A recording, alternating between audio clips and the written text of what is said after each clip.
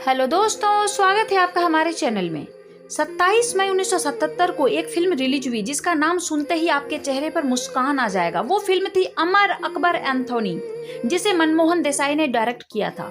Film अगर आज के समय में बनी होती तो शायद best film for national integration के लिए अवार्ड जीत चुकी होती, लेकिन जिस दौर में आई थी तब भी उन्होंने खूब नाम कमाया, खूब शोहरत कमाई। इतने ज्यादा पॉपुलर हुआ ये फिल्म ना कि मतलब उसका वर्णन नहीं है। अमिताभ बच्चन को इसके लिए उनके करियर का पहला फिल्म फेयर और लक्ष्मीकांत प्यारेलाल की जोड़ी को बेस्ट म्यूजिक डायरेक्टर का अवार्ड मिला था।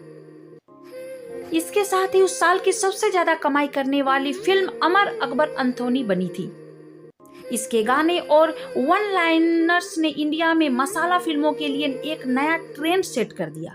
इस फिल्म के बनने का प्रोसेस ऐसा था कि फिल्म पूरी भी हो गई थी, लेकिन डायरेक्टर को पता भी नहीं चला। उनके बेटे ने बताया तब पता चला। ऐसे ही कुछ और मजेदार किस्से इस फिल्म की मेकिंग से जुड़े हैं, जिन्हें आज मैं आपके साथ शेयर कर रही हूँ।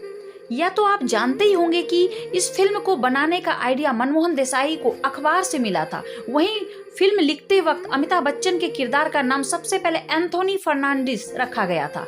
उस समय मनमोहन देसाई म्यूजिक के लिए लक्ष्मीकांत प्यारेलाल और लिरिस्ट आनंद बख्शी के साथ बैठे थे। टाइटल सॉन्ग तैयार हुआ, my name is Anthony Fernandes, मैं दुनिया में अकेला हूँ। या सुनते गाते समय सरनेम अटक रहा था और गाने का फ्लो खराब हो रहा था, तब नाम बदलने की बात आई, लेकिन सवाल ये था कि नाम रखा क्या जाए।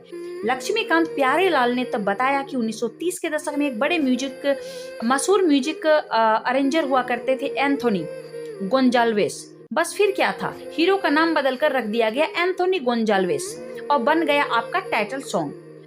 क्या आपको पता है अमर अकबर एंथोनी में विनोद खन्ना के किरदार के अपोजिट कोई हीरोइन नहीं रखी गई थी। मनमोहन देसाई को लगा कि उनका कैरेक्टर थोड़ा सीरियस किस्म का है, इसीलिए उनके साथ किसी हीरोइन को रखना ठीक नहीं लगेगा। विनोद खन्ना को जैसे ही ये बात पता लगी, वो पहुंच गए डायरेक्टर के पास। उन्होंने मनमोहन देसाई से कहा कि अमिताभ और ऋषि कपूर के साथ हीरोइन है, इसलिए उनके साथ भी होनी चाहिए। मनमोहन ने बहुत समझाया, लेकिन विनोद मानने को तैयार नहीं थे। बाद में विनोद खन्ना के साथ शबाना आजमी को कास्ट किया गया और फिर उनके लिए अलग से एक रोल लिखा गया। मनमोहन देसाई अमर अकबर एंथोनी और परवरिश की शूटिंग एक साथ एक ही स्टूडियो में कर रहे थे।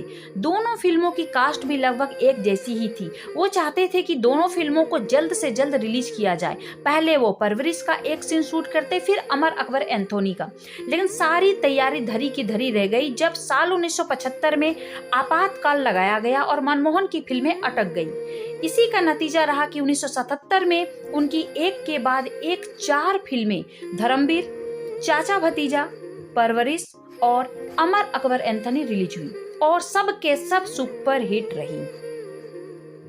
मनमोहन देसाई की एक आदत थी, वो जनता का रिएक्शन देखने के लिए उनके साथ थिएटर में बैठकर फिल्म देखते थे। जैसे ही कोई बीच में उठता उसे रोक देते थे। कई बार तो हाथापाई तक बात पहुंच जाती थी। अमर अकबर एंथोनी का प्रीमियर चल रहा था। फिल्म का कास्ट और इंडस्ट्री के जाने माने लोग बैठकर फिल्म देख रहे थे। जैसे ही एक सीन खत्म हुआ, मनमोहन खुद ही उठकर बाहर निकलने लगी। अमिताभ सोच में पड़ गए कि कहाँ गड़बड़ हो गई।